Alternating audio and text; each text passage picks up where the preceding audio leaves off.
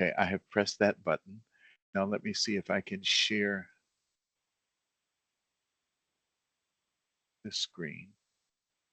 Okay, tell me, what do you see? We see the title slide, but just so that everyone knows that the call is being recorded.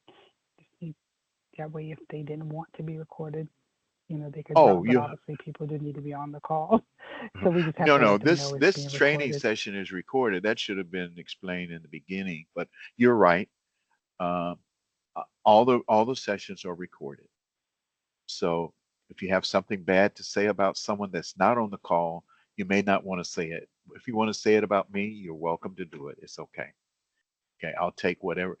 What I have learned is that communication is very important in project management, and collaborating with, now, notice it says collaborate with stakeholders. Here's what I want to give you from my many years of experience. The people on your team may not be your stakeholders this time, but their careers and success paths will put them eventually in positions where they are stakeholders and decision makers. So so even though you start out knowing who your stakeholders are, treat every member with as much respect that you possibly can, because they can become your bosses and they can become influential in your careers. So just treat them as if they're your next vice president, and you'll have a great team. But I'm not sure. Uh, I have been certified only 12 years. Yes, but I've been in project management for, I started with Lucent when they firmed Lucent. So that was in the 90s. I've been in project management for 30 years. And I've done project management around the world on almost every continent. And I've had uh, my biggest companies that I worked with were, of course, AT&T twice, Ericsson once, and Lucent once. The smaller company I worked with was Galaxy Engineering. But either way, just as a background, I used to speak 4 or 5 languages. I was fluent and still am probably in Chinese Mandarin, because that was my job as translator interpreter with the military. And I have, as I said, traveled to. I've worked the company business throughout South America, all over Asia, and most of Europe. Have not been to the Middle East, and I have not been to India, but most of the other countries I've been to. All of the country, Canada, and of course Mexico here, and South America. But what I find is that the cultural differences, the way people look differently, and the way they act and participate in your calls, your project meetings, and things like that, you need to understand, and you're responsible to draw out their input, because the diversity of the team will make your project deliverable much, much higher. And so what I look out for are any people that are quiet, that are not saying anything. And I calmly seek opportunities to pull them in, because what we're trying to do is create this environment of trust. Let me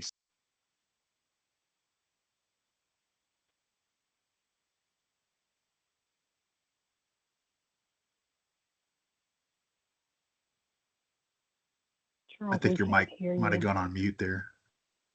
Charles, are you on mute? Can't hear you.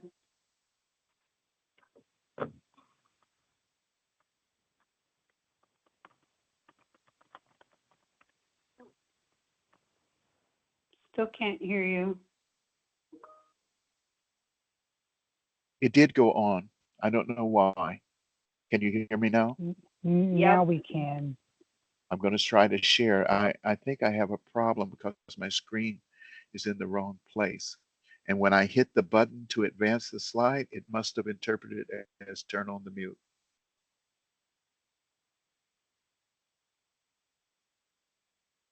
Let's try. Am I sharing now? Yes. Good. I'm going to close this window and put it down so I can never do that again. This is a quote from the Harvard Business saying communication is the real work of leadership. Uh, there are many forms of communications. I mean, many more are being invented every day, but we have emails, the documents, texts, chat, uh, uh, of course, just face-to-face communication. But as a project manager, you're going to have to use everything you know about communicating. Okay. And one of the first things this tries to tell us is that what was the first thing I did and when people start joining the call? What did I do?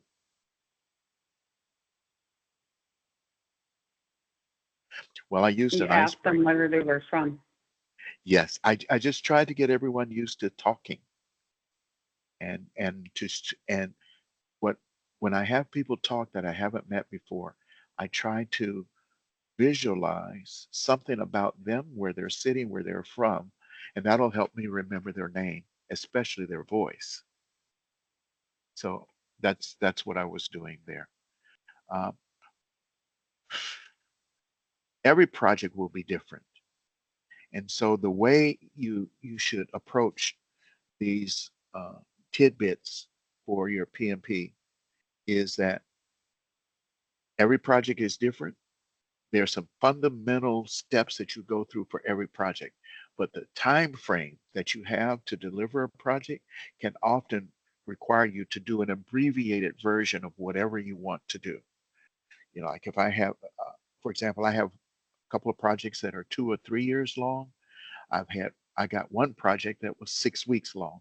I got it when they were expecting me to deliver. Okay, so um, in those cases, you don't have much time for team building or collaborating. You have to quickly lay out the task and stuff. But let's see what this author says about how you can go about remembering who they are. It suggests you use a matrix. Now, in this matrix, it's talking about monitoring the stakeholders. So basically, you want to tailor your communication style to the level and to the influence on the project that the stakeholders have. But the advice they give you, and it's right here, never use names here. In other words, use some letters to represent who you're talking about because someone's going to see your information. Okay. And you don't want to use names because you don't want Charles Blunt to think he is of low influence and needs to be monitored if my name was A. Okay. But it does tell you kind of where they sit and basically how you should communicate with them. Now, when you meet a person that's a stakeholder, you should ask them how they want to be communicated with. Because many will say, oh, just send me an email, just send me a text, just send me a weekly status report or whatever. One of the things I found out about emails, for example, how many of you use emails to communicate?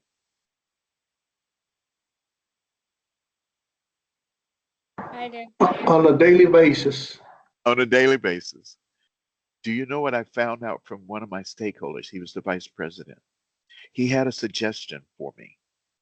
I don't know if I need to go to this next one, but what he suggested is that when you send out an email to a large set of people, he said, put all the recipients, put all the people that you're sending it to in the BCC line, the blind copy line.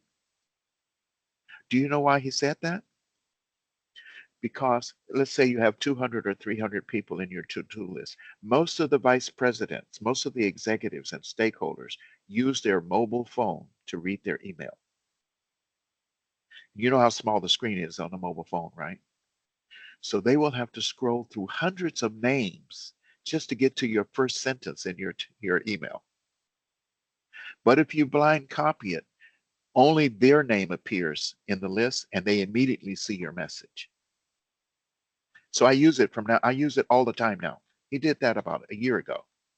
And I have been sending 2, 3, 400 people. And I didn't know I was making it very difficult for people who use their phones. to read my message or my status. Just something you may want to keep in mind. Um, Type of information that you're going to communicate, the reason for the communication, and the language and format. I think more important is the time frame and the frequency. So I generally, at a minimum, like to give a Friday update. So every Friday, that's called a weekly, but every Friday, I like to give a status on my projects, and I send it to everyone, including the stakeholders. Processes that let's see, there may be certain things you want to contain in your communication. In other words, why are you sending me this? So in the title, in my subject, I'll say, this is a weekly status update for project 23456 as of 11/13/24. And that's so they can see immediately in the text what it's going to contain. But now, what if it was for a decision? What if I needed the recipients to give me a decision?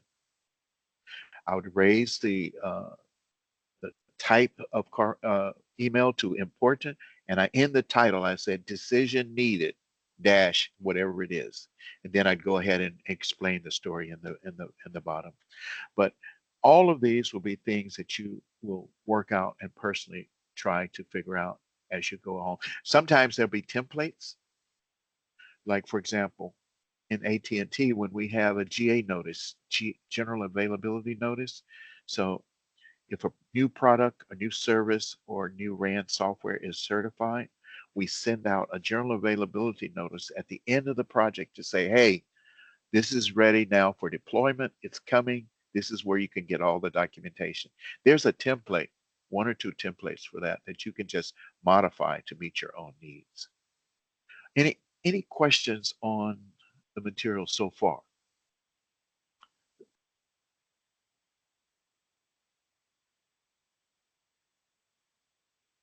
No. I might be going too fast. I can't tell. You're doing fine.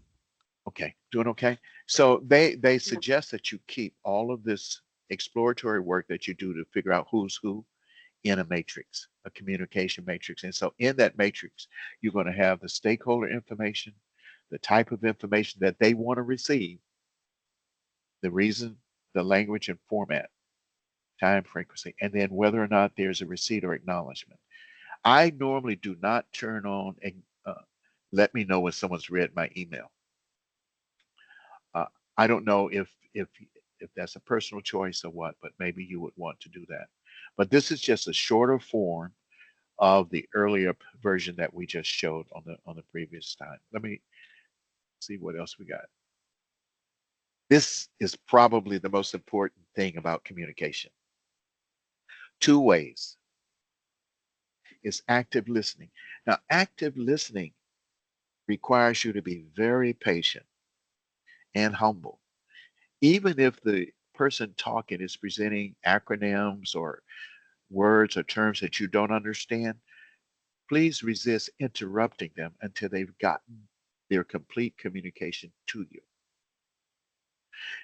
After that, what you can do is restate what you think were the important statements that they were making, or paraphrase it. Did you mean, from what you said, I get that you want me to do this and you need this.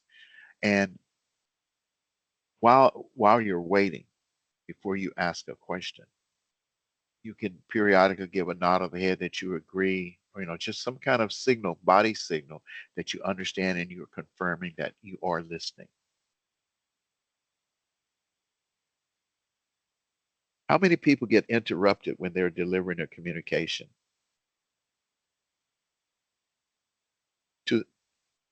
You don't get interrupted here at AT&T? I think it happens a All lot. the time. All the time. All I the time. All the time. I think it happens a lot. And uh, everyone is thinking that if I correct you now, that it'll save me time. But you haven't even received the entire message. So that's why you need to structure your communication, okay? Recognize, so if it's a VP, they need what you need them to do in the first 2 or 3 statements. And then later you can build the background. But your SME, your subject matter expert, they want you to give them the background because they want to have a lot of the information before they make a decision or provide you with some input. So, um,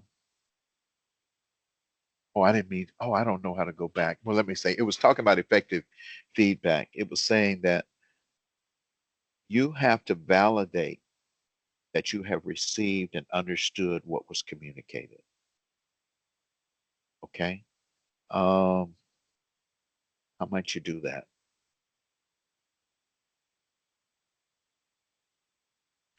Verbally is paraphrasing and asking questions. But what I like to do, especially if it's a communication about a milestone in a project or a critical step in our project, like a risk, and you come up with a mitigation strategy or whatever, I formalize that with an email, send it back to the person that gave me the position, as well as those who need to be aware of the new information. And that sometimes at this particular step, instead of just saying thank you at the bottom and signing my name, I put the word thoughts with a question mark. In other words, I'm asking them to read it, look at it. Did I get it right? Give me your thoughts on what I just sent you. I find that's very effective because people like when you ask people for the input, they generally want to give you their input. And this was just one of my examples of a formal communication, okay? We also, I don't know if it's in this or not, but I use the voting metrics. You know, when I get to critical points in the project, decision points in the projects, and I have the representatives from all the areas on the team, I ask them, I say, John, are you a go for this? Jane, are you okay with this? Do you say go? Or if do you have a comment? Does anyone need further explanation before they can give their position? And I record it. I don't share it with anyone. I just kind of record it just to have it for us to refer back to if we need to. Well, a quick question. Go. When you do this, should this be done before? Like, should this be established like the way that the votes shall be established? Should that be done at the very beginning, or because we learned last time that there's different ways to vote?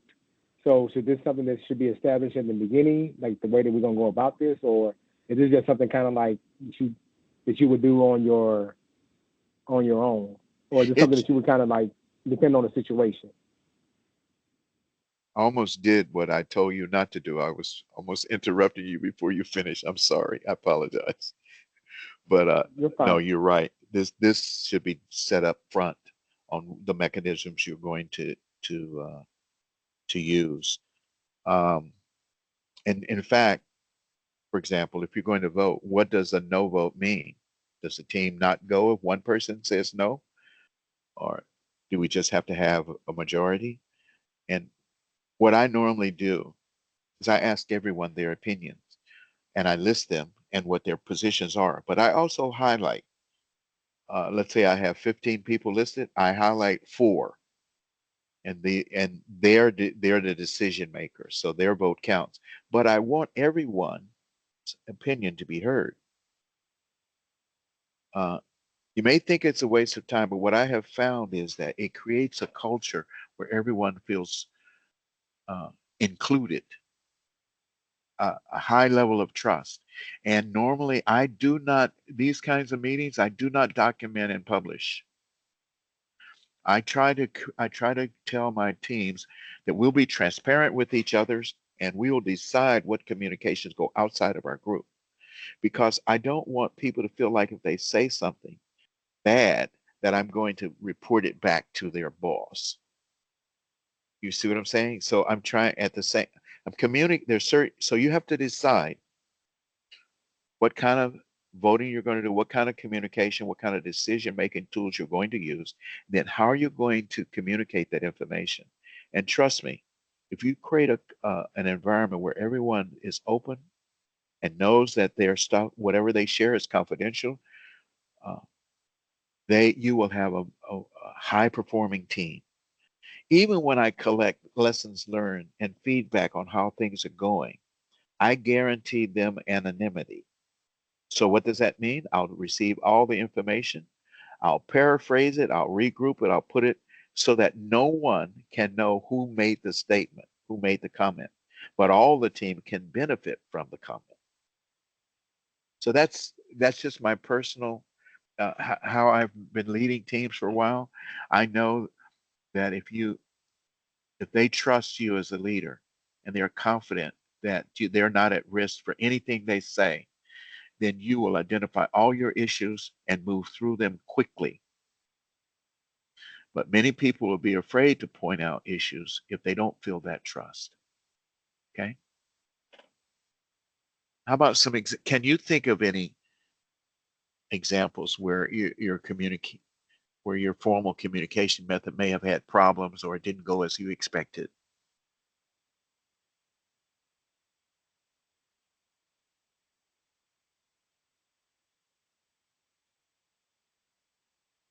Okay. Well, let me ask it differently. Have you ever had a member tell you, hey, I didn't support that idea. Why don't we go ahead with that? Never had that?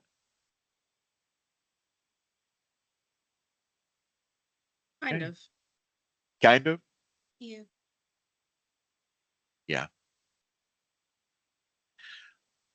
Many times, many times will, if you, for example, if you have a meeting where you're discussing stuff that you're not going to publish in an email and people do not attend, they will say, hey, I didn't know about that. I didn't do that. Why did y'all do that? So what I do is, in those kinds of instances, I reach out to those who couldn't make the meeting and I give them a verbal update on where we were and how we got there. I still don't publish it because I promised that I wouldn't, that I would keep the anonymity of the team going. So let's see.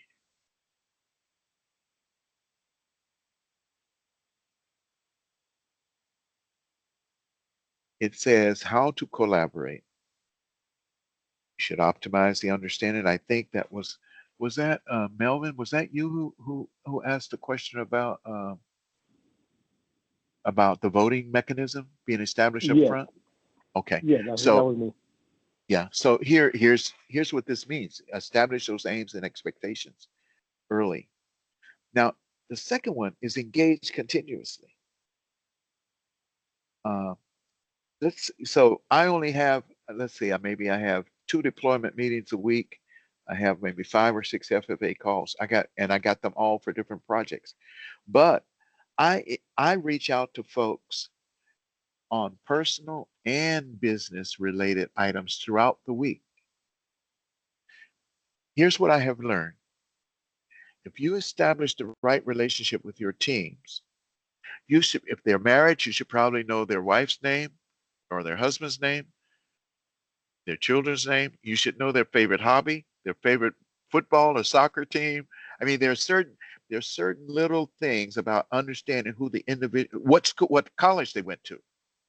Somebody said, "Oh, you a Bronco." Okay, yeah, but but what I mean is these little tidbits will open the doors for you to have instantaneous communication and results. Let me give you an example. Uh, well, I like this one. It says keep discussions transparent, ensure stakeholders are knowledgeable, maximize the feedback loop, gain meaningful insights. I don't use these whiteboards because I don't know. Maybe it's I don't I don't really have I don't even have I don't have an office at AT&T. I used to have an office. I now have a cube that's not assigned, and I randomly find space to sit when I go in. So it's pretty hard to have assets like that. I remember when I used to have when I first started, I had an office with a whiteboard and chairs with workbenches and stuff. It has changed. But what I was getting ready to say though is you one time on a different project, I had someone call me Friday evening at like 2 or 3 o'clock in the afternoon. And they were saying, hey, we got some emergency work we need to get done on Sunday, but we forgot to submit a request. And you know, if you need permission to work on our live network within 72 hours, you have to get a vice president to approve. Okay, so I who was that said they were near Bruno? That was me, Victor. What's your name? Say it again for the team. Victor. Victor. So Victor, I picked up the phone and I didn't know I was making an international call. And I called a friend of mine and I called him. I said, look, this is the situation. We have urgent work that needs to be done that could impact the customer if we don't do it, but we didn't go through the right channels. Can you get us permission to execute this work? And 2 hours later, I get a call and I tell everyone, hey, it was approved.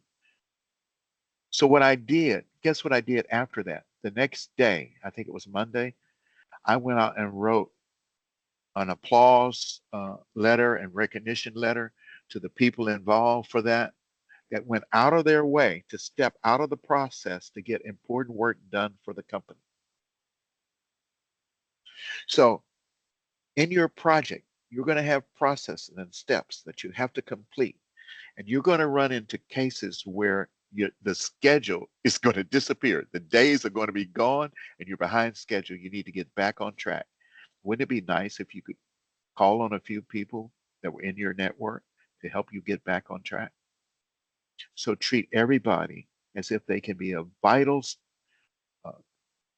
decision maker or supporter of you at some point in the future. You don't know when. So treat everyone as if they're your most important client. Don't make anyone feel that they're less than the other. These tools that they're talking about, though, they're probably on your test. So I think we need to look over them. And this says that the information radiators will be covered in chapter 5, I think. But the Kanban boards, the whiteboards, wikis, and fishbowl windows. Anyone use these before? Yes, my team uses wikis for Okay. everything. Okay, so you have a shared point, you publish stuff, and you keep everyone updated by adding more to it. Adding more to it, using it to share different information about our APIs or everything with other teams as well. It's a pretty good tool, I think. Okay, very good. There is one other, I don't see it listed here because it's not on the test. But what we did is for every important project, we went ahead and created a chat group on Teams, just as another form of communications. But for example, if you post an update on Friday, and the VPs are on this, right? So they can ask any question they want, and the people on the chat group, the SMEs, the experts, and everyone, they can answer it instantly on the chat group. So I guess that's what a wiki does. Does a wiki let someone know when there's been an update or something added? You get notification? If you tag it, I tag most of the wikis that I want. So whenever something happens, if it's something that is current for me, I typically will put a read receipt on it. So when anything is updated, that I get a tag. But you have to actually tag it. At least that's what I found. Okay. And I guess I have to do the party line here. It says the main benefit is accountability. It promotes responsibility among the team members. And I'll paraphrase that and say it makes everyone feel like they're included and that they're valued. Because there's no rejection, there's no filtering. Every comment is taken in. Let's see what. Okay, here they list some activities that will help you collaborate. Okay. Daily stand-up meetings. This daily stand-up meeting sounds like an agile approach to development. So where they're getting reports, readouts, burn rates and stuff like that. Co-located or face-to-face working. This is hard to do for me because my teams that I interact with are spread all over the US as well as out of the country. So people co-located with me are generally working on projects that we're working on. And all we can do to collaborate is share experiences about how to handle an obstacle or an issue or a thing like that. Generally, we're not working on the same project. You may find that different. Schedule sessions, milestone reviews, backlog refinement sessions, project update meetings. It's important for you to have your update meetings, and depending on how long your schedule is, but I would say you need to have one at least once a week, if at least once a week. And I like to meet in time for the persons to react to what we discover and for their correction or contribution to appear in the Friday report. So I don't like to meet on Fridays, but probably a Monday or Tuesday later, or even a Wednesday sometimes might be okay. That only what you're trying to do is when you meet, you're trying to give people a chance to react to what they learned in the meeting. Pairing and coaching. How many people have mentors?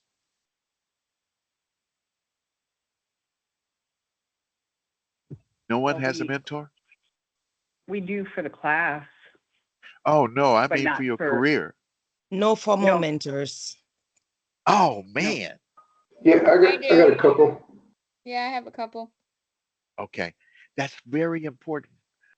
And remember, um, it doesn't matter what level they are. Some people used to recommend that be one or two or three levels higher. Okay, but remember what I said at the beginning of the call. People that are your peers now will be your bosses, or they were bosses later. So mentoring just allows you to grow your network. Okay, and it gives you a second pair of eyes to see the same issues and challenges that you're facing. Negotiating, I didn't get to go to that, but let's look at it. It says, think of negotiations as conversation with internal and external parties toward reaching agreements. Um, we often have, most of the projects I have deal with external vendors. So I mostly deal with Ericsson or Nokia or CommScope or some other vendor that makes products that we put into our networks. And in the requirements part of the session where we know what we want and they promise to deliver something, and as you go along the project, you find out, hey, this environment is not going to be available for us to turn that feature on or whatever. So you start to negotiate. Okay. But you need to have the same, you need to spend the same amount of time developing a relationship with those external to AT&T as those internal to AT&T. Because let's face it, the same, they are bringing you your deliverable. And you more than often will need them to compress their schedule or to go above and beyond to meet your stakeholders' needs. Okay. So you need to remember that when you're negotiating, you're not trying to beat up the other side. You're trying to create a win-win for them. And I used to tell people this a lot, but if we beat up on our suppliers, our manufacturers, and drive their profit margins down to zero, they'll go out of business and they won't be able to help us anymore. Okay, so you need to think of win-win situations when you're doing your negotiations. Thoughts or comments on that?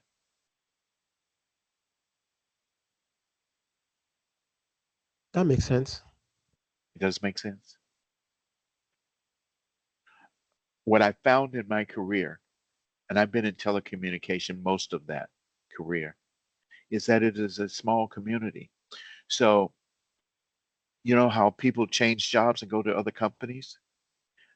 I have sat at tables with people who were my customers that are now my peers in the company, or vice versa. I have been in a company and gone out and become the supplier to another set of people. So, and they remember your name and your work. The better job you did with building a collaborative environment, trustworthy environment, the longer they'll remember you. I can pick up the phone now and talk to people at Ericsson or Nokia or AT&T or Verizon or T-Mobile, and have a relationship with them. When I worked for Lucent, I helped build PrimeCo, which became Sprint, and PowerTel, which became T-Mobile. This is the first time I'm building AT&T's network, although I've been working with AT&T longer than anyone else.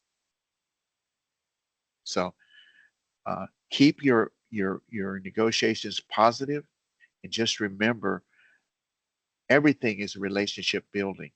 And the more people trust you and the more transparent you are, they will rely on you and they will love working with you, and you'll get more and more opportunities. Meetings. Okay, it says everyone's time is valuable. Run and participate in meetings efficiently. How long do you wait to start your meeting? You got a 3 o'clock meeting. What time do you start? Any thoughts? 5 minutes before, Huh? 5, 10 minutes before 3 o'clock. Ah, yes. I try to open the meetings at least 5 minutes before. I open the meetings then. But one of the things about knowing your team members is knowing that we at AT&T, we can see each other's calendars, and we also know that sometimes our stakeholders or some of the key SMEs, they are valuable resources and they have competing meetings and activities and projects they have to support. So I generally know when someone is at a meeting, it's going to be late. But because I want to respect everyone's time, I try not to go more than 2 or 3 minutes late as a starter. Okay. And I never schedule any 1-hour meetings. I always schedule 30-minute meetings, and I try to finish in 15 minutes because I have an agenda that I want to cover in 15 minutes, but I need to leave some time for them to bring items that are not on the agenda to my attention. And here's what happens. When you have your team meeting, you're going to have all these experts sitting on the call, and they're experts in many areas beyond your project. So if there's time left, someone on your team can ask them to support them on something else. I don't cut that off, because once you gather the people together, which is very hard to do, then you can solve and answer very tough questions in just a few minutes with the right people on the call. So I let after I have used all my time on my project, I say, hey, is there any other item that someone wants to bring to the attention of this team, even if it's beyond our project? You can bring it up, because we have decision makers and experts on this call. They can answer in 2 or 3 minutes, could save you many hours. And I find now that that is very effective. We finish in about 9 or 10 minutes. Sometimes we have gone over. If there's a crisis or issue that comes up, we can go over. But you should have a start and stop time. But remember to reserve some time for stuff not on the agenda. Okay. Generally, what I do is maybe an hour before the meeting, I'll send out a reminder and kind of remind people of the 2 or 3 items I want to cover in this meeting, just so that they come in prepared.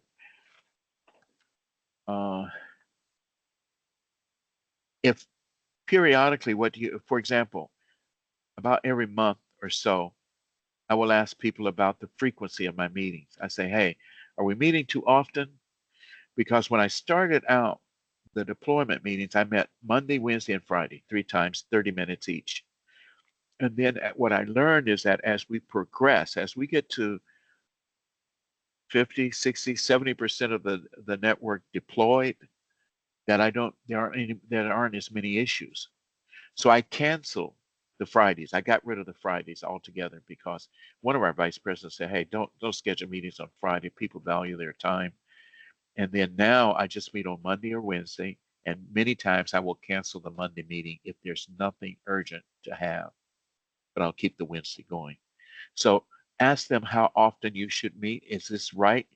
Do we have the right focus? Because you have an idea of what's the proper way to run this meeting, but it's more important that your team members have it run the way they need it. Okay? Because if all of their needs are being met, your need will be met. Question or comment?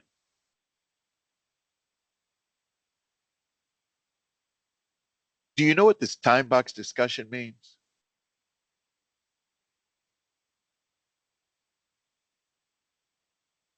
Okay, they're saying make sure you have a start and stop time. And as I just said, if you schedule a 1 hour meeting, it'll go 1 hour. Okay. And think about it. I don't know. I can't share it here. No, I would have to break up this interruption.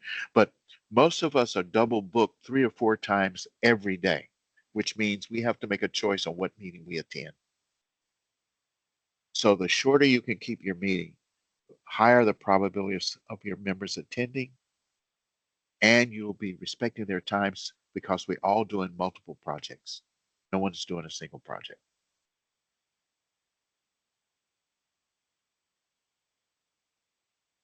Also, facilitate collaboration. Oftentimes, if I see an issue where there are 1 or 2 people who are on the different side of that issue, I will just say, hey, don't worry about it right now. I'll set up a meeting that 2 or 3 of us can just sit down and talk this out. So sometimes there are issues that you need to take out of the larger group, resolve it, and bring back the recommendation to the group. Just be careful. Just be conscious of that. And it could be between your test environment, your headquarter environment. It could be between various groups that you need on all your projects, on all your meetings. So what you don't want them to do is to reach a roadblock or to become stagnated in the meeting, and it looks like they are not on the same page. So as a project manager, you move that out of the main course, set a special meeting, and help facilitate that and reach a win-win situation on that. Charles, we need you to have Go ahead. We need you to have a TED talk at AT&T about meeting. Say again. I said we need you to have a TED talk at AT&T about time management and meetings. Okay. Look, I would be happy to give that. Look, I love to share what I have learned, but no one ever asked me. So when I get a chance to have the mic, I do share it. And one of the best places to share it is on your town halls or in your one-on-ones. I remember when Chris Sandbar, who's gone now, set up some side meetings where we could talk. He had a group of 10 or 12 people that he would invite and we could talk. And you can share that type of stuff with them.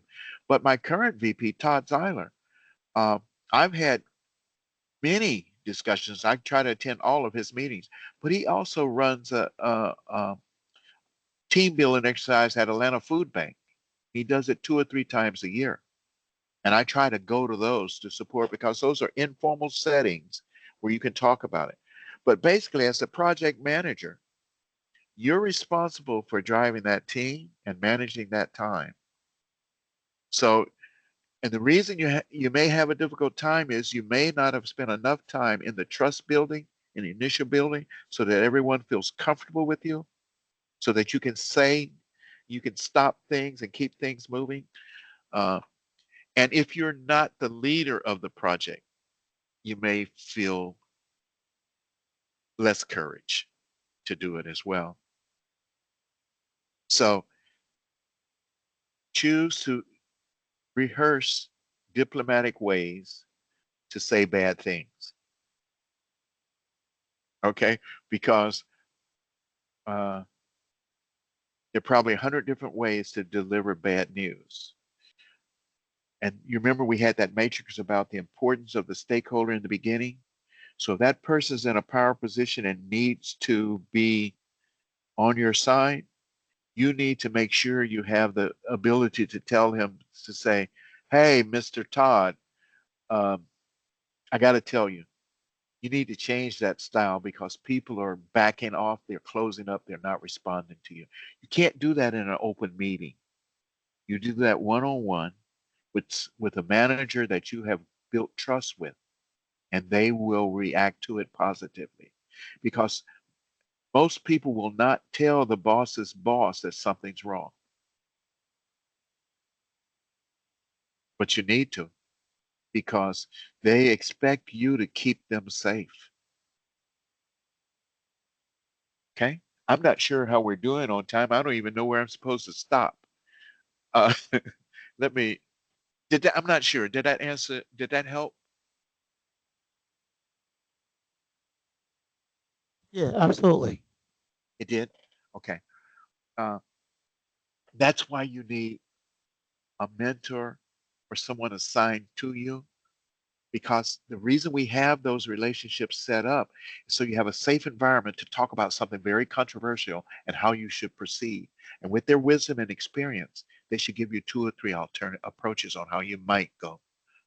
But since you're now my student, come to me anytime you want on any project, on any issue, and I will make time to answer it.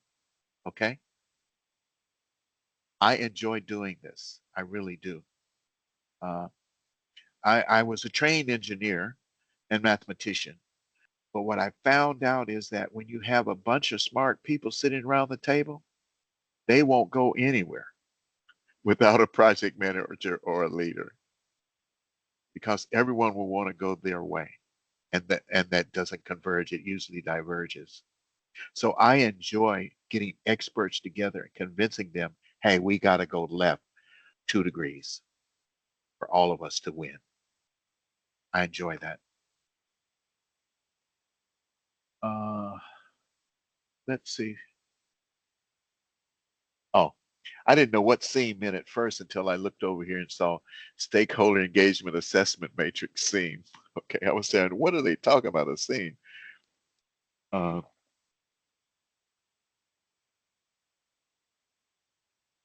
look at what it says. Here's your point here. Engage your stakeholders by category to coach them and to find solution. What does coach them mean?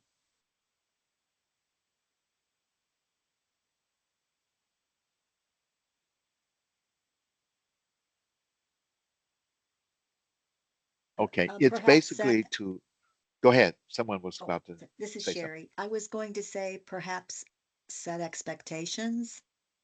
right? Right, Um, and yeah, go ahead. which is what I would do, which is what I do with my client sponsors Right. and also my certification project managers, because I manage the tech dev applications and I also manage the forecast.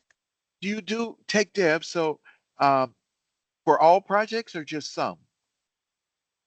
Just projects in the business voice over IP Okay, VoIP. network. Yeah, Okay. yeah. All right, Sherry. Okay, that's very good because that's exactly tech dev is a place that it needs to be. But for example, my stakeholder. Let me. The point when you bring that point up, I want to make a point. I don't know if it came out or if it will come out, but it needs to be made here. When you coach or you bring issues to your stakeholders or any members, guess what you need to have in your hand? You need to have mitigation strategies and possibilities for how you may get through this issue. In other words, whenever you bring a problem to anyone, you need to bring a couple of candidate solutions. That's your job. They they are not involved in the day to day. You know the way you might be able to navigate around this and get through it. Bring that to the table with the issue. Never raise an issue without a solution in hand, or not not that you know that it's the right solution with some possible candidates that we can consider. In other words, here's the problem we have. I think the next steps we should do is look at this option A and option B, and then maybe engage this other team to kind of give us some advice on which one might be the cheapest. I'm just saying that's what they expect. So when you coach, you engage your stakeholders, and you're this says find solution. You better bring some solutions with you. Okay.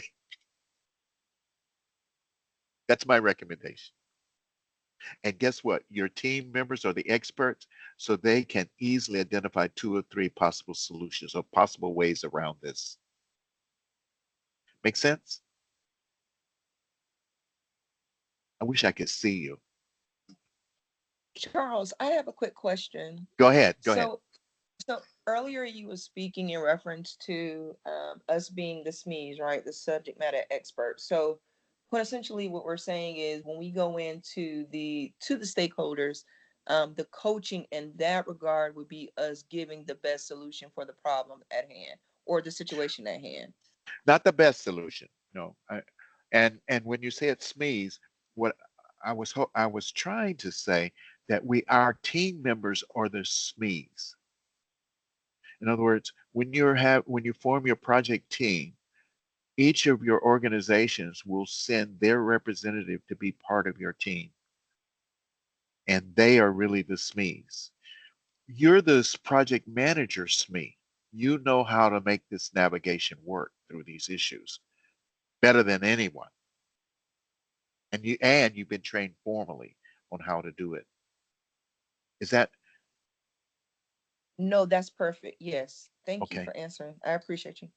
Okay. All right. And I don't know what this means that I'm showing up here, but I think this means that you should take it. Do you have copies of these slides? Do you have a copy of this one that's on the screen now? We should from. Okay.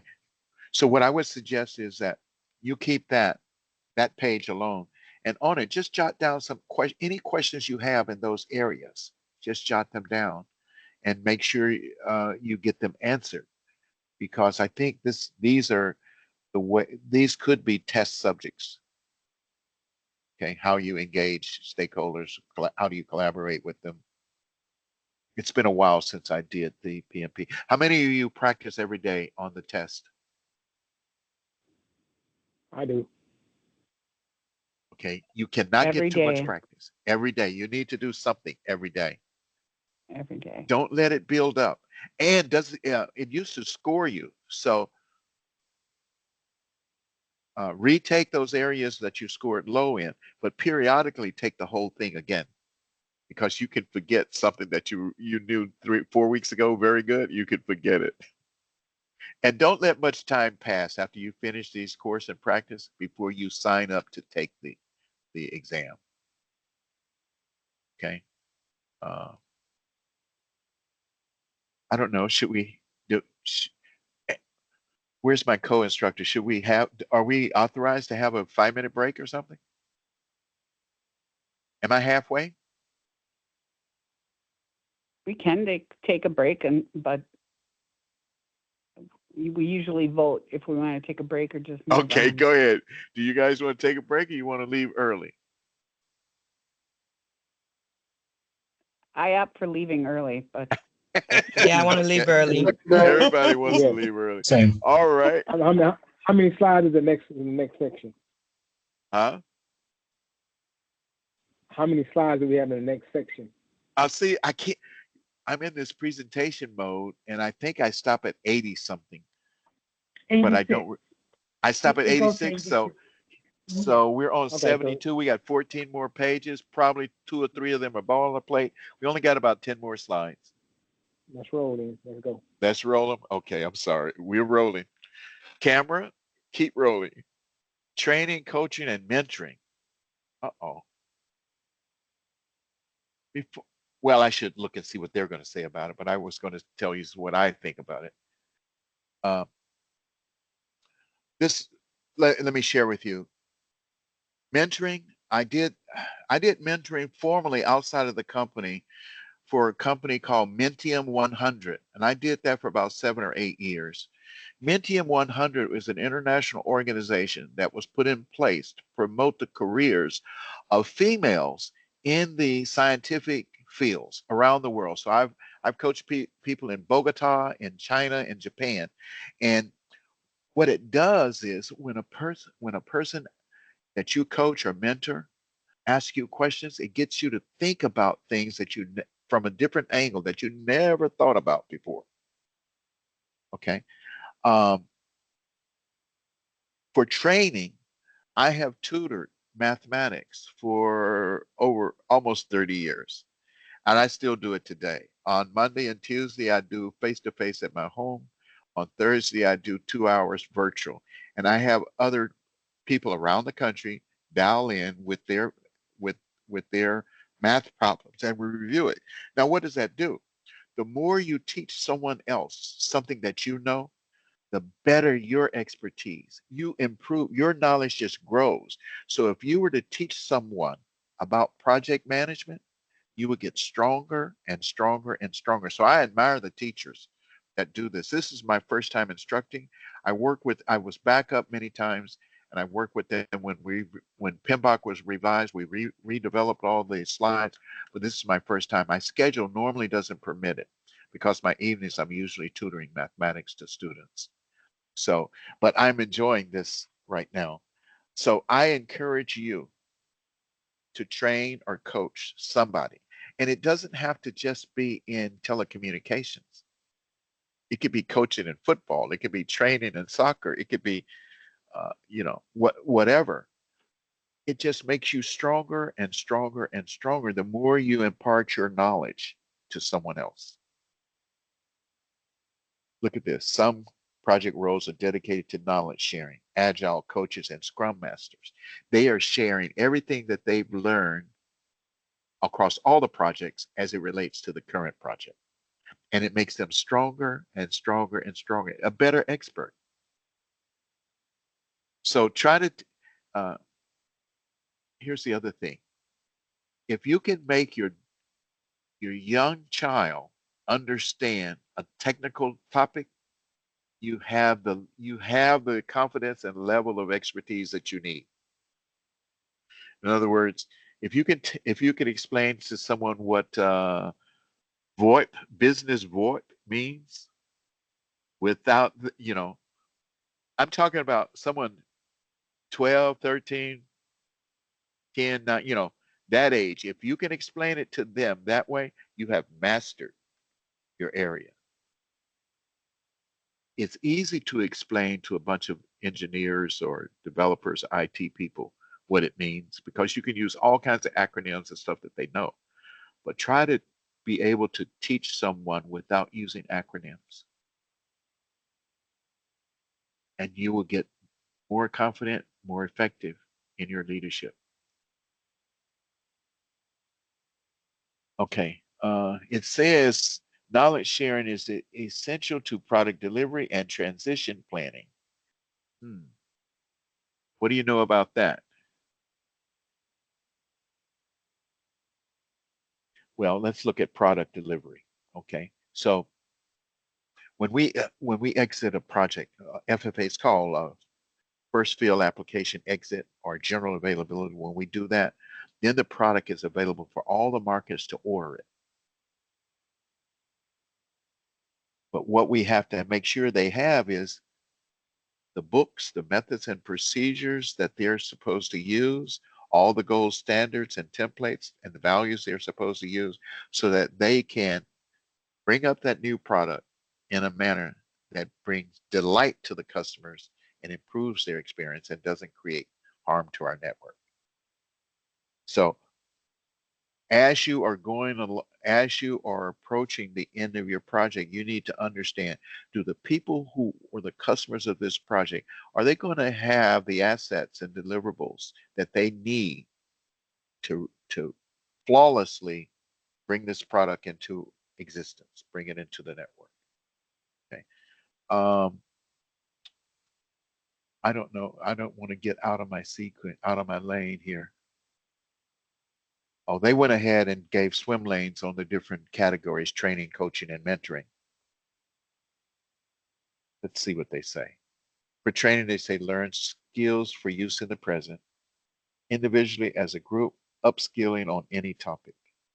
learn how to apply the new skills or improve existing ones, individually or group, develop a personal and professional growth through long-term professional relationships between a novice and a more experienced person, internal or external to projects or organizations. All of these roles have a purpose. And what I would suggest, highly recommend, as project managers, that you try to participate in all of these roles. Okay. But one of the things I asked was how many of you had a mentor, and couple of you had a couple mentors. Just reach out, ask someone to mentor you. They don't have to be in your organization. They don't even have to be in your field. Because remember, you're going to explain what you do so that a 12 or 13-year-old can understand it. So anyone can mentor you if they understand what you're trying to do, because they bring us another set of foundational experiences to the topic that will be beneficial to you. And since they have no personal interest in you, they won't sugarcoat everything. They'll tell hopefully they are transparent and honest with their mentoring. Now, coaching is for you to help others. Okay. And the benefit of that is they will ask you questions that you never thought about. Okay. And it says it puts learning into practice. You will be, it's where the rubber meets the road when you're coaching.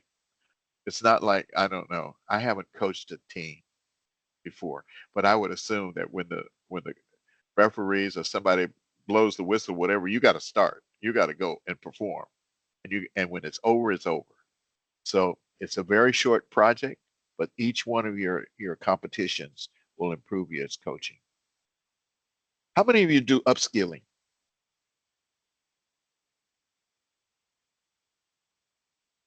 Let me ask a different question. Does everyone know what PLE means at AT&T?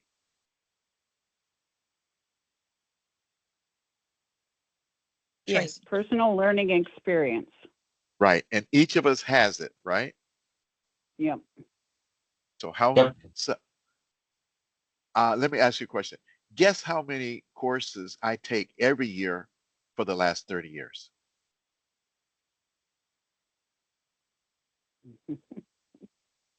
I take at least 40 or 50 courses every year, and I have done that all my career. The How do you find the technology, time to do that? well, believe it or not, while you're watching a football game and they go on break or they bring up an ad, you could be taking a course. See, Yeah, I have these two little things in my house called call it what? You broke I off. say I have a two little things in my house called a 9-year-old and 11-year-old near my football game.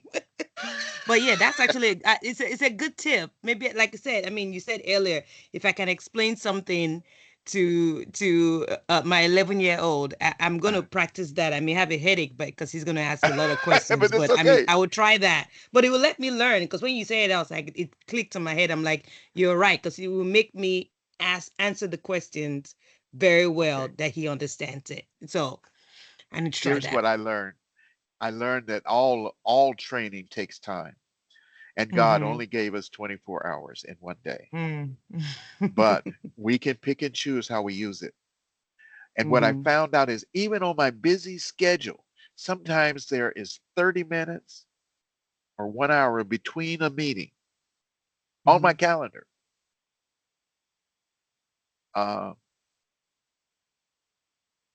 And so I choose to start a course. And let's say the course says, oh, it's going to take 6 hours. Well, I'll do 30 minutes a day for 5 or 6 weeks. You see what I'm saying? What I'm saying is you operate at your own velocity. Yeah. But I have found that I learned so much in between my milestones. Now look at this. I was put on, a lot of us were put on the contingency for deployment, right? And they gave us like 41 or 42 courses and things we had to take and not miss any of our projects. And so we all did it and we were ready to go. Unfortunately, I didn't go. I was at the Southeast, so I didn't go, but my boss went. He went for a week, and my director went. So you can go anytime. But what I mean is, so if the company can put that on you at any time so that they're prepared in case there is a labor issue, you can put it on yourself. Just tell yourself you're going to learn something. So when AI came out, I wanted to learn about that. When Cloud RAN came out, Open RAN, all of these things I want to know. They're the buzzwords. I need to know it because my SMEs and everyone else is doing it. And it puts me in a position to lead a team in those domains. Don't stagnate. Grow in whatever your chosen field is, grow in it. The person who said VoIP, VoIP, voice over IP, business voice. Do you know what VONR is? VONR.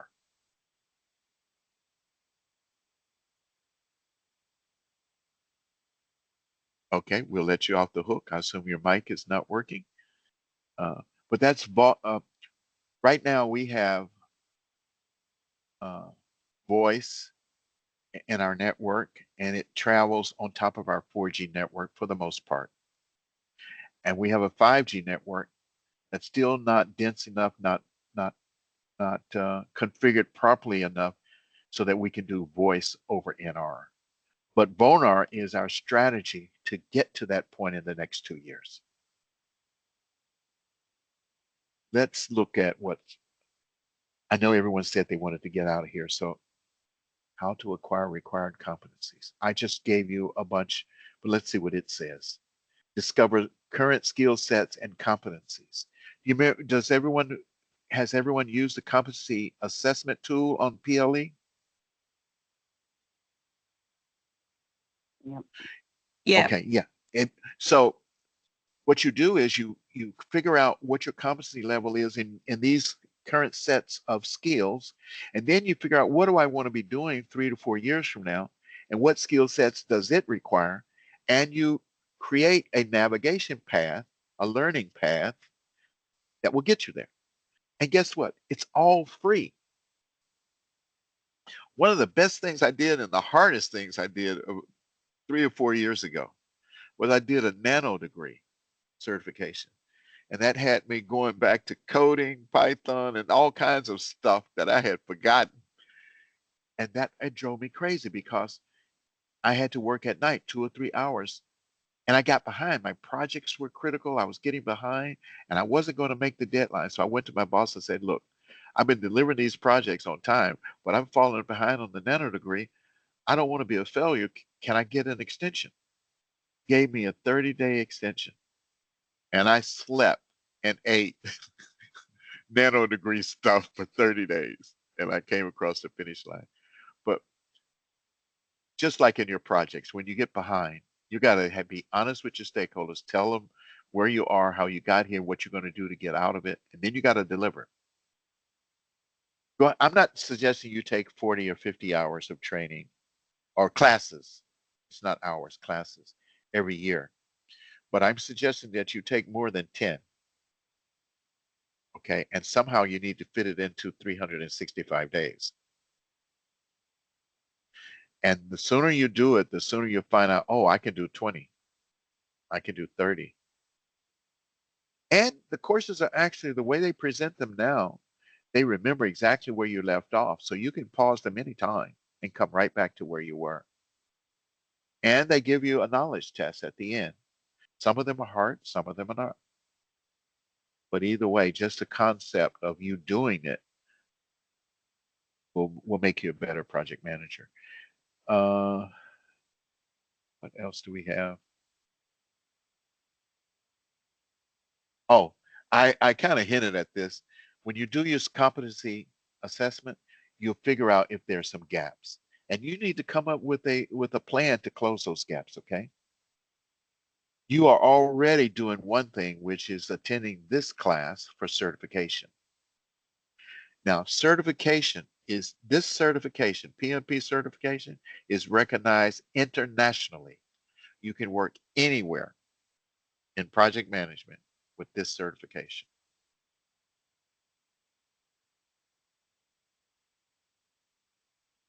Did y'all know that? Yep. Okay. Yep, All right. that's the only reason I'm here. All right. Gotta I be like honest. amens. I like amens. Look, that's exactly why I'm sitting on this 2-hour class. Okay. Yep. But look, guess what? To keep it current, does anyone know the qualifications to keep it current? Every gotta 3 do years, 60 you have to do PDU. Every 60 3 years. PDU hours. Yeah, Now, yeah. see, I'm on a 50 class per year gate. Guess what? My next expiration is next May, but I finished last year all my 60 hours for that. But what I'm saying is, once you start upskilling and training yourself, you'll run at a faster pace. You'll be ahead of the pack all the time. You will not ever want to be even with anybody.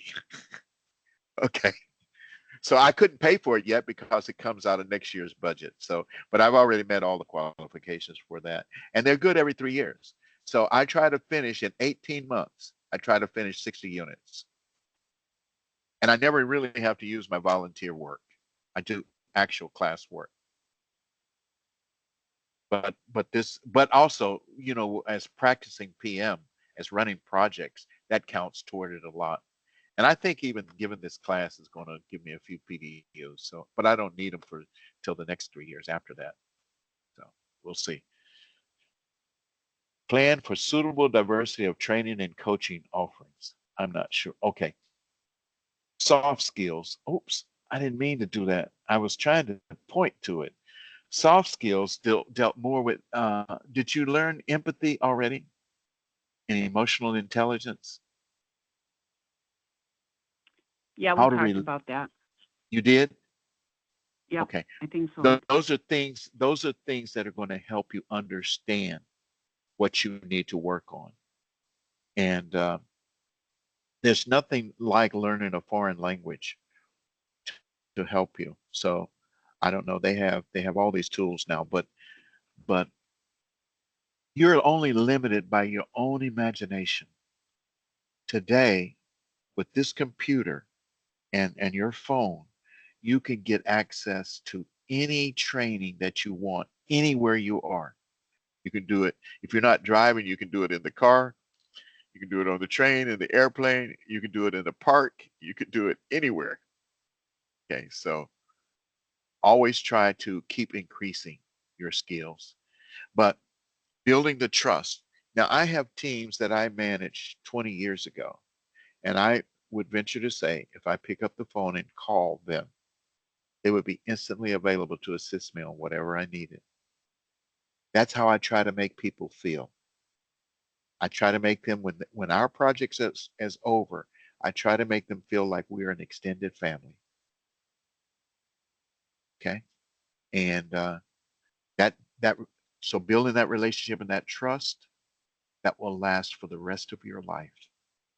This course is teaching it so it will last through your project deliverables, but it goes much beyond that. It keeps going. It never stops.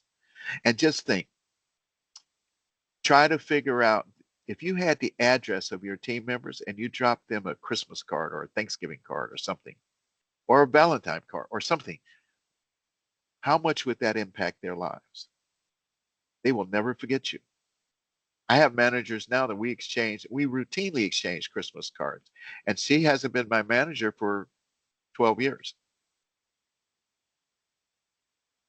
And I know her children, they're 3 years apart.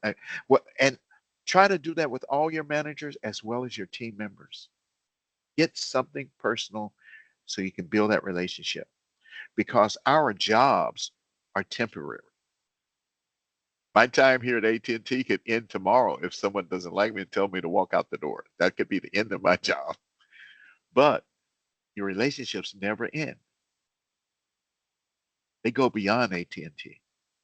I don't know if I should be teaching this, but anyway, build it. Oh, it asks a question now. Have you ever had a valuable trainer, coach, or mentor? And describe why they were effective. So I need one or two people to give us some examples on this.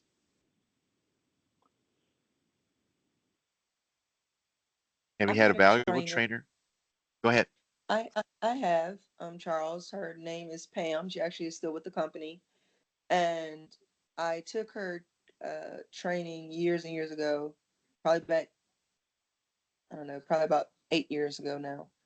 And in this training, there were so many life skills that made you want to overall just become a better person. I don't know if that makes sense. So, Yes, it does. um, so she was, not only was she relatable, she interjected the possibility that she saw within you.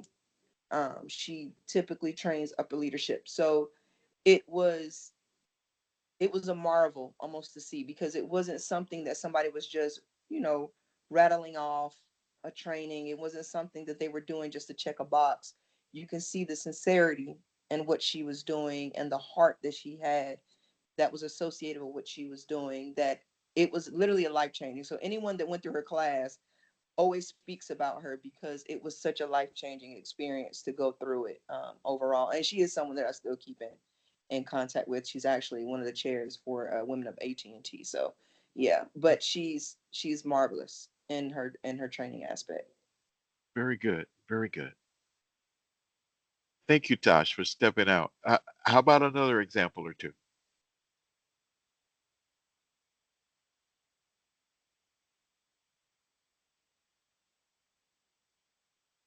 I know you've had a good trainer or coach or mentor. Somebody else, please.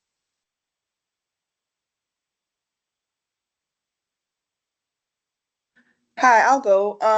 Yeah, my mentor, I was in the retail space and I had no corporate experience, no business experience. And for like 2 years, him and I, we would get on these calls. He would show me a lot of the practices and things that they were doing in their organization. And once a position came up on his team, he offered me the position and I became a chief of staff for an executive. So he really influenced me, and he really helped me get where I am today on the corporate side. So he's not with the company anymore. He's with Apple now, but I still keep in contact with him. Beautiful. That is a good example, Sherry. Thank you for stepping out on that one. Uh, that's what mentors do. They are supposed to bring the best out of you. Let you see it, because oftentimes we don't believe we can do something. And they give us the confidence to take that next step and do it. And guess what? You normally don't get anything if you don't ask for it. What I mean is, if you don't see yourself, I had one of my mentors a long time ago told me, one of the first things you have to do is see yourself in the next role that you want to be in. And if you can't imagine yourself as chief of staff, it's doubtful that you could become chief of staff. Very good. And look at the side benefit. Brought you into his team. Guess what? If he had an opening in Apple, you could walk right over there. Yes, absolutely. I know, and that's kind of the way it is. Once you've worked with someone as a mentor and you've developed that trust and everything, why would you not want someone who you know will help you be successful?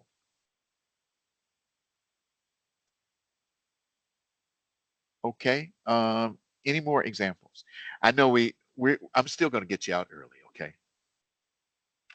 I can provide an example. Go ahead.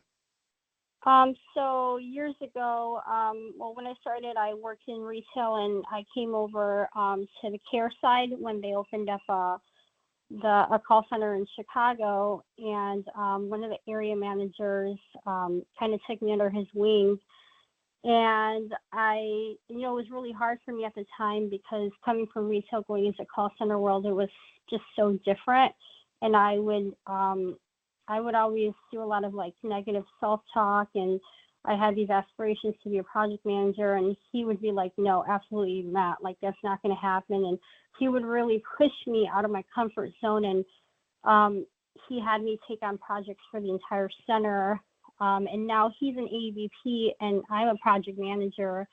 And I have now goals to be a director and above. And I still keep in contact and ask for that advice because sometimes you need someone in your corner that's going to stop you when you're doing that negative self-talk and really going to push you outside of your comfort zone. And someone that just believes in you. Yes, that's a beautiful and perfect example. Anyone that's mentoring you or coaching you wants to see that you're successful. And they see the hidden qualities in you that you don't yet realize you have. But it all starts with you having that trust and confidence in each other so that you can have a sincere dialogue, a transparent dialogue, and they see the qualities of you. Very good example. Thank you.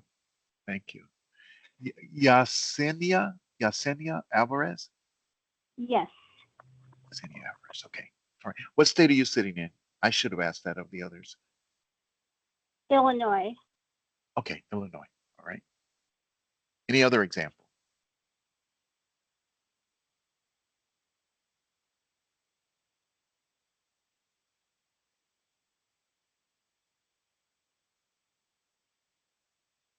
All right, I'm going to hit the button and see what happens next. Oh, they're talking about the different elements of training. One of the things as a project manager too, you need to recognize if any of your team members need training. Now, they will tell you that if they trust you and have that kind of discussion, but it depends. If you have a long project, remember we were talking about taking classes? If you have a long project, then a 2 or 3 day class or course in a certain method that's needed for your team would be beneficial. And after the person completes it successfully, they will remember you because basically, I don't want people to walk away from my projects and only know how to do my projects. I think the people, and I need to ask them, I often ask for feedback from my team members at least once or twice a year. And it's anonymous, so I can just read what they actually think. And they give me good feedback. But what you want to do is help everyone grow on your team. What I think of it this way: if I help everyone in my team be successful, they'll be promoted, and eventually they'll be promoted again or whatever, and eventually they'll be like Yesenia's example, an AVP that could pull me up anytime they wanted to. But here are the models they talk about: instructor-led classroom. This is becoming more rare. We had some leadership 3 or 4 day trainings that were leader led, and some of our contingency training, I think, when pole climbing and going into the manhole and stuff like that, was leader led. You had to be there with the ladders in the truck. But most of our classes are virtual led. Oh my goodness. I'm sorry, I shot the is there a way to go back on this thing? Let me see. No, you're all done. I'm gone now. What did I do? I went all. All right, hold on. What number were we on? We were on 80. I'm going to stop 80. sharing. Man, this mouse is dangerous. You hear me? And then I'm going to see if I can escape out of that and share again from 80. I'm sorry. I apologize. I haven't gained control yet.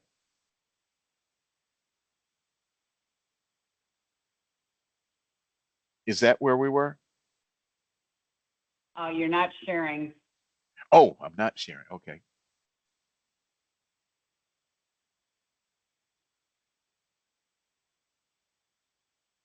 How about now? Yep, we're back. We're back at 81. Okay. And that's okay? This says coach teams and individuals in project management. The first part of this, I guess this is important because it's informal. Okay. Delegate tasks, observe, and provide feedback. How many of you give feedback to anyone formally? You know, you can formally give feedback, and feedback doesn't mean negative.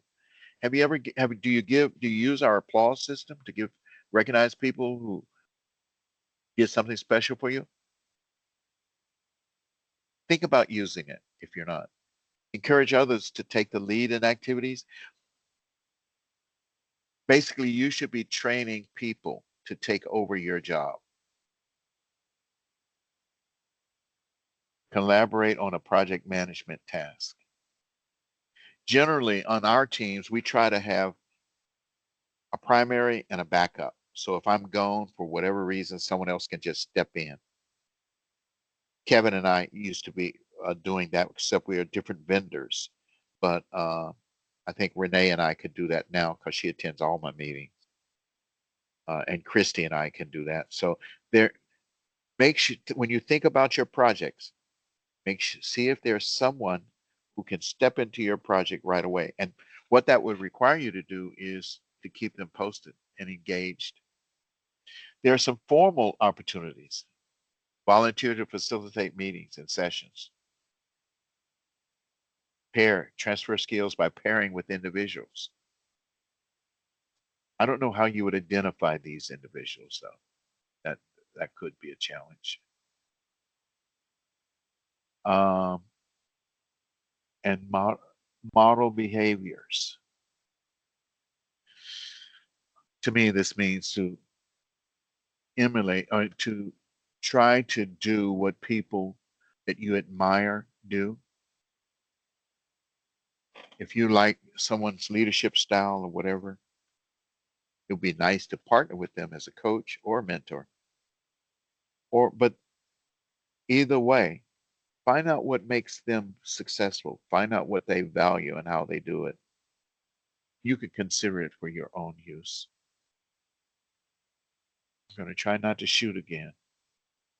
Whole team coaching, individual coaching. Okay, we understand this, right? It's it can be one-on-one, or it could be yourself and a virtual training, or it could be one-on-many. The whole team is engaged in it. I'm not sure exactly what this is intended to represent, but it basically says that you can choose different coaching levels at different times in the project or in your life in the beginning. So this could be your beginning, 1, 2, 3 years into your work, midpoint, 10 years, 20 years, or it could be in a single project if it's a multi-year project. Whole team, any questions on this? I don't remember this being on the test, but it could be. Self-organizing teams collaborate and learn.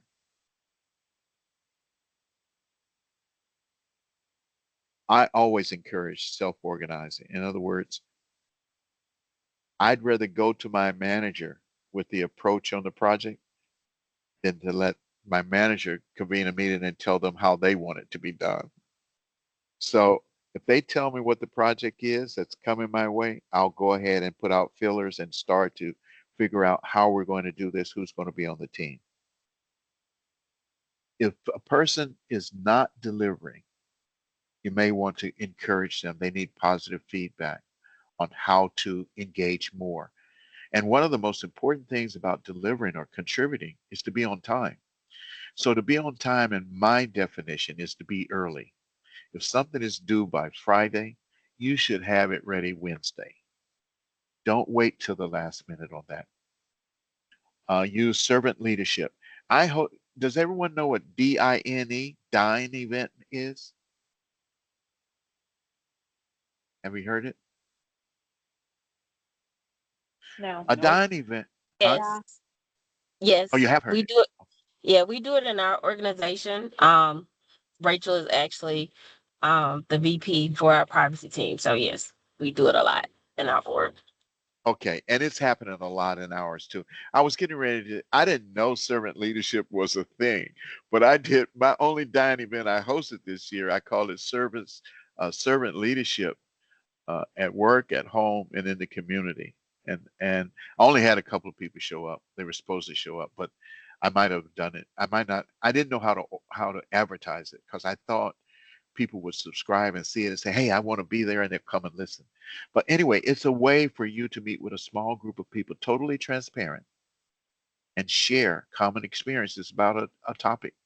Servant leadership. This is a style that I have adopted a long time. And one of my things I do is I'm a minister. I'm a Christian. I'm an ordained minister, and I preach periodically, supporting my pastor at the church. But one of the things I learned about servant leadership is if you want to lead someone, you must serve them. Okay, and this is kind of a Christian foundation in a sense, but it doesn't have to be religious. What I mean by that is show people how to serve by serving them. If you want your team to perform for you, then you perform for them. Okay? If you haven't given them any recognition or their manager any recognition, surely they've done something good that you had an opportunity that you missed. Okay? Feedback can be negative also. Hey, you need to step up. You need to, you were late on this. You need to do it a little bit. Be direct and honest about that. But then look for opportunities to reward them and to serve them. It says use job shadowing, coaching, or mentoring.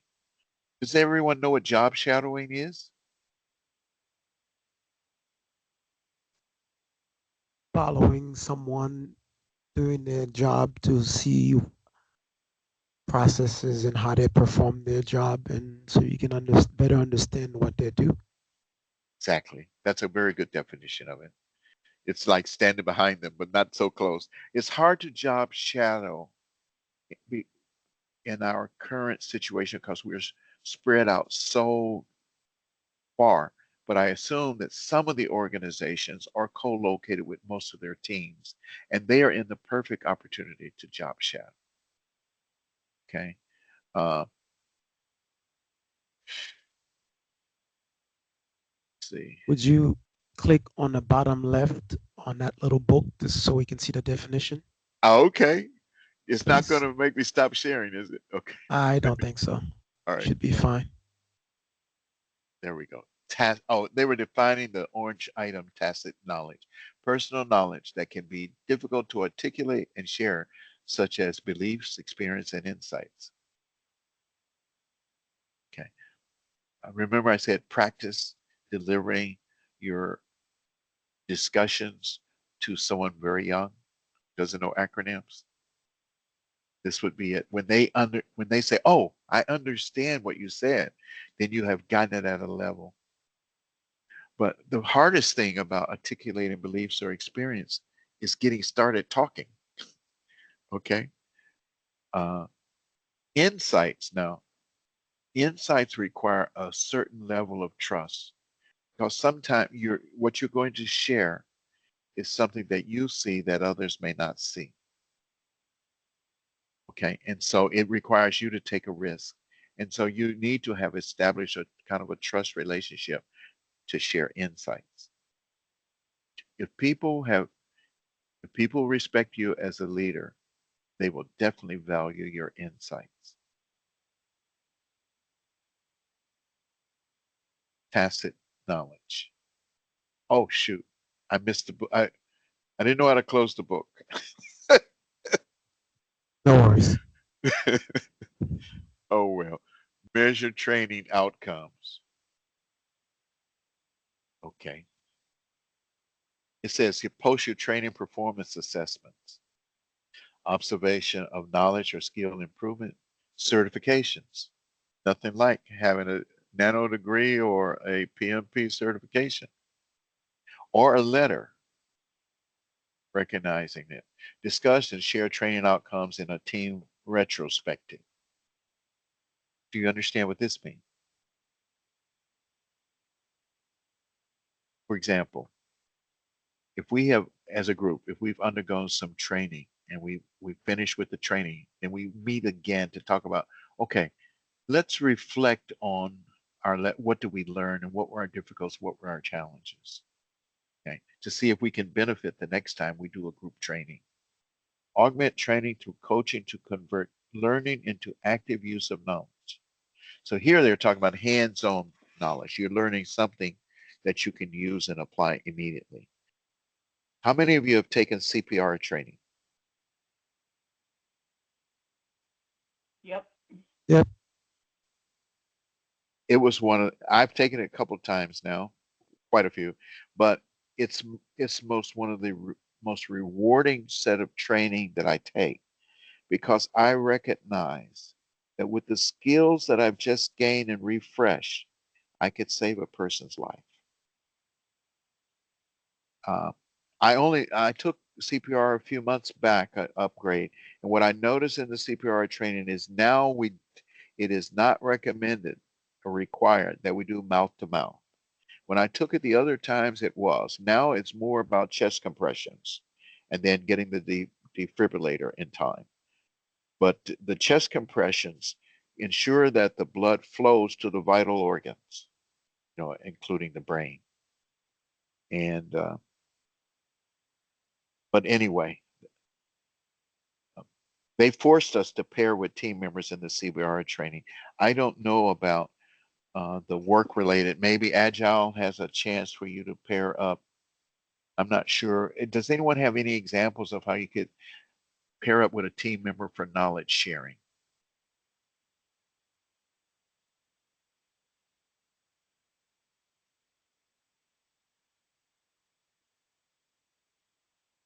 Okay. Well, either way, let's look at this bottom point. I'm not going to press the mouse. I'm just pointing to here. A valuable tool that all project managers use and many people benefit from is the lessons learned. The lessons learned are normally compiled at the end of a project.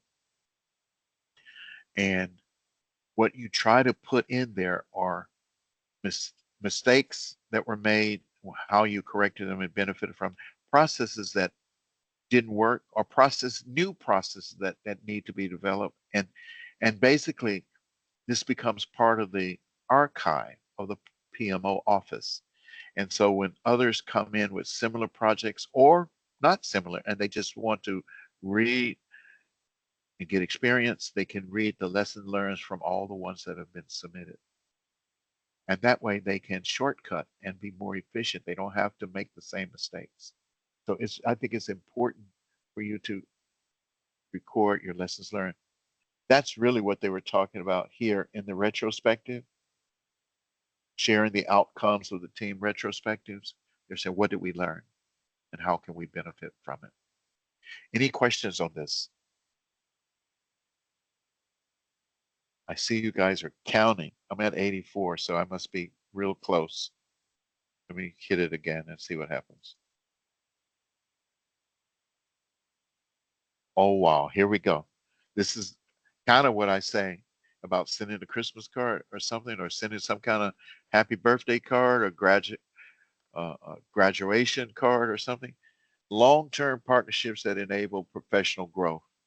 We had an example given where the current person now became an AVP. It's now at Apple and helped the career of the mentee. Okay.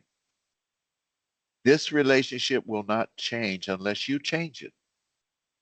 Now, COVID-19 did a disruption that I can't even imagine with relationships. So many of us are still recovering from trying to get our relationships back on track. But failing something like that, a global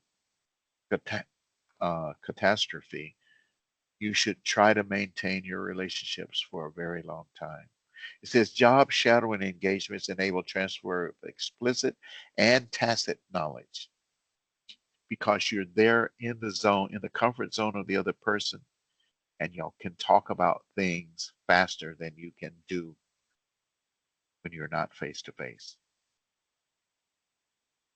Tailor to context and desired engagement. It says your mentorships.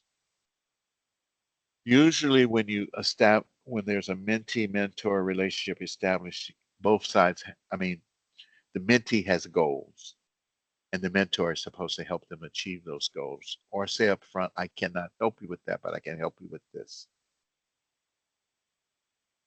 Some says they have a formal training program. I think AT&T has both formal and informal, and while others use an informal approach. I would suggest that the informal approach, you don't need to ask anyone's permission.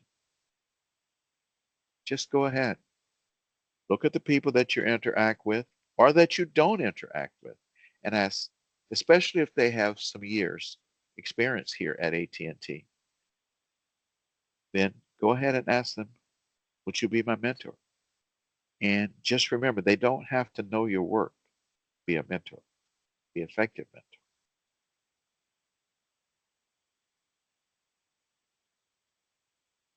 Questions? I think that's my last slide, I believe, because someone said 86, right? And I don't know if I got you. I don't know if you count 20 minutes early as early or not, but let's see. Or do we have any questions on what has been presented or anything that wasn't presented? Any questions of the class or of me with project management? It's been very enjoyable. You have? Good. I can't see your faces. I wonder if I could. It's difficult. Just share one. Let me share one moment. During COVID-19, we couldn't meet at the church, but we still had to deliver a sermon that was recorded and sent out on the internet. So I would go in and the camera person would there, and I would have to deliver this sermon and pretend like people were in the pews, you know. So right now I'm blind. I'm sharing. I only have two screens, and one of them is your slide and one is my slide. So I can't see anyone, not even your avatars. I can't see them either. So I'm kind of blind, but it's difficult. But thank you for that feedback. You have made my night. I'll go over now and just really enjoy it. I'll volunteer for some more teaching. Let's see. Let me I think see you if, should. okay, let me stop sharing and see if I can see your avatars again. I think I know where they went. Okay. Yes. Bring them over. Stop sharing. Okay. So all the instructors, they volunteer their time to do this, and we all enjoy our work. So I don't know. You already have some review sessions. I think they're scheduled. But if any of you have questions or whatever, I don't know. Do you have my contact information? My CU ID is Charlie Bravo 5266. Charlie Bravo 5266. If you don't have that, and if you ask me a short question, I'll give you a short answer. Or if you ask me a long question, I may need some time to deliberate and come back to you.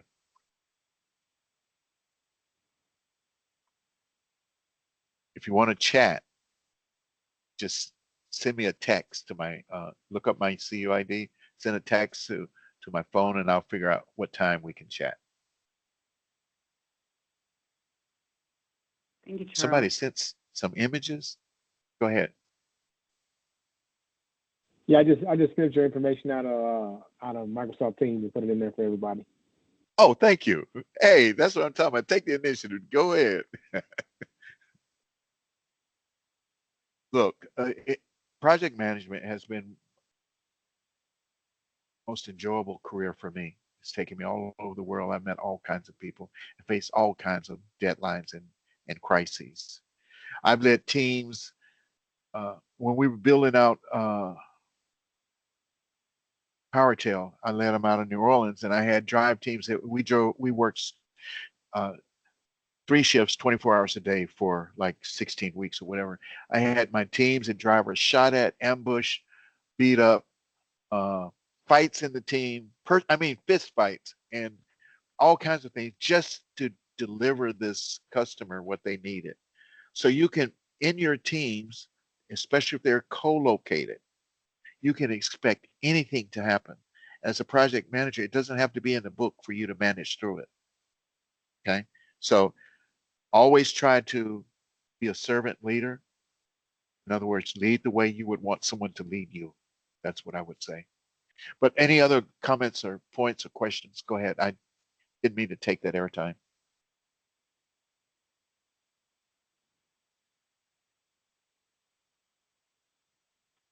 No, we want to thank you, Charles. Appreciate. Okay, Alan, thank you. Yep. Should we stop the recording? Oh, wait, yeah. Let me stop the recording so we can be honest. Hold on. How do you stop it? Oh. Go back to Let's see. more. And Okay, go to more. And then you'll see stop recording to your left.